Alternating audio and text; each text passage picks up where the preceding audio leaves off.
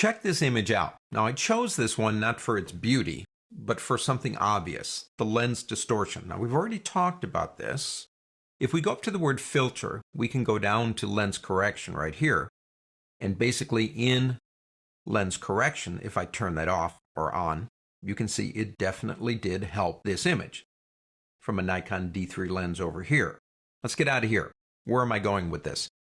This was a photo shoot. I was teaching a class on natural light photography inside of a church. So I had all these students and them were taking all these photographs, and I have hundreds of photographs. I want to fix all 100 of them, and I sure don't want to do it this way, even though that was easy. Let me show you a trick. It's a new feature. Go up to the word File on the pull-down menu and go down to Automate and select Lens Correction here instead of under Filter.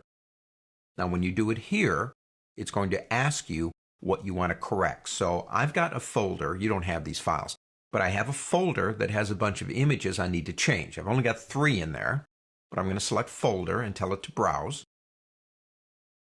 And believe it or not, it is a folder called Lens Correction, and there they are. Click Open. 1, 2, and 3. Now, what do you want them to be when they grow up? Where do you want them to go after they're saved? We'll leave them in the same folder. I know that it chose the right lens automatically, so I can say Match Best Profile, and it's going to work. But if you're not really sure about that, you could always turn that off and click Choose. Now, I do want it to do everything. We click OK. Now, watch the image once it gets done with the lens correction, because it'll be quick. See how it changed it? It fixed it. Now, it's got to save it in the Photoshop format. That's why I only chose to do 3 of these, because this takes a bit of time, obviously. And there's another one. Now, watch again when it gets to the end how it corrects the image.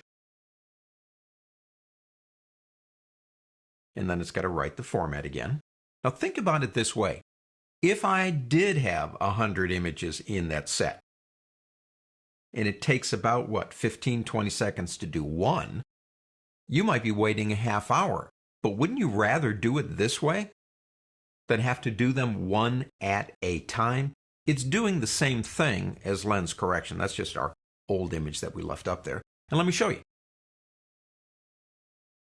Here's the originals in the folder, lens correction, and there are the results. So it's a great way to batch process lens correction. On to the next.